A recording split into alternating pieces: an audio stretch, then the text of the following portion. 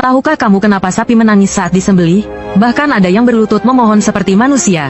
Kakek, yang telah menyembelih sapi dan domba selama separuh hidupnya, berkata, ini karena sapi memiliki indera keenam, dan sapi-sapi bajak yang dipelihara oleh setiap keluarga telah lama bersama mereka. Setiap hari bekerja keras membantu para petani. Mereka sudah mengerti perasaan manusia. Tapi hari itu, Sun Liang membawa seekor sapi tua berwarna kuning. Meminta kakek untuk menyembelihnya. Ketika kakek tahu bahwa sapi itu adalah sapi bajak milik Sun Liang, dia menasihati Sun Liang untuk membawanya pulang. Dia bilang sapi itu tidak boleh disembelih. Begitu kakek selesai bicara, wajah Sun Liang menjadi muram. Aman, mudah bagimu untuk bicara. Kaki belakang sapi ini sakit, tidak bisa membajak. Apa gunanya memeliharanya? Saat mengatakan ini, Sun Liang menendang sapi itu. Sapi itu menghela napas pelan. Melihat kakek diam saja, Sun Liang mendengus dingin dan berkata, kalau paman tidak mau menyembelihnya, aku akan membawanya pulang dan menyembelihnya sendiri. Lalu dia menarik sapi itu keluar halaman. Tapi sapi tua yang kakinya sakit itu menolak untuk pergi. Menarik mundur dengan sekuat tenaga. Setelah Sun Liang terjatuh, sapi itu berlari ke arah kakek. Ia berlutut di depan kakek sambil menangis. Saat itu, Sun Liang bangkit dari tanah sambil menggerutu, lalu menendang perut sapi itu beberapa kali. Dia bilang akan segera menyembelihnya. Melihat itu, kakek mengerutkan kening.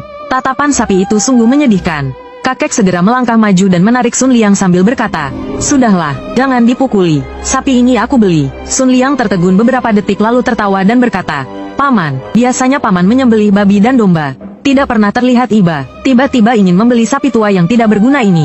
Apa paman ingin mengumpulkan pahala? Saat mengatakan ini, mata Sun Liang penuh ejekan. Kakek malas berbasa-basi dengannya. Katakan saja, berapa harganya? Sun Liang mengacungkan 5 jari. Kau mau merampokku? Kakek menghela nafas, lalu mengeluarkan uang dari rumah dan memberikannya kepada Sun Liang. Setelah menerima uang itu, Sun Liang pergi tanpa menoleh ke belakang.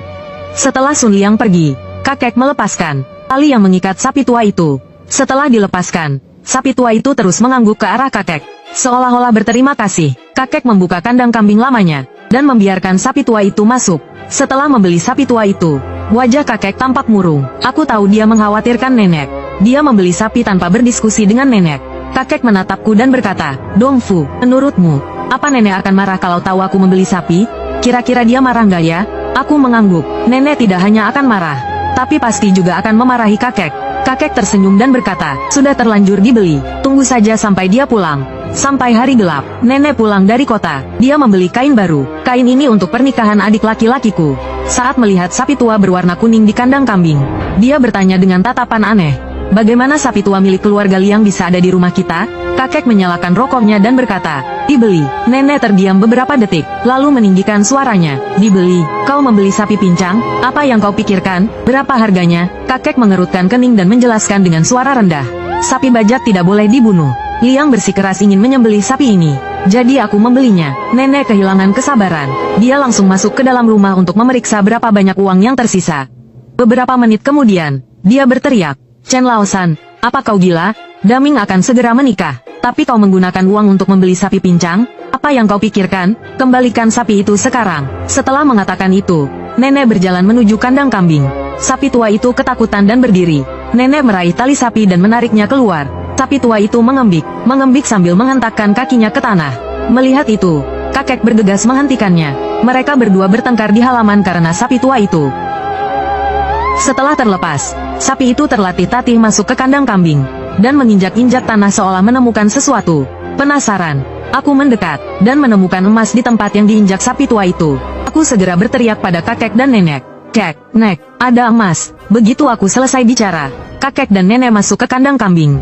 Kakek membungkuk, mengambil emas di tanah, dan berkata sambil tersenyum.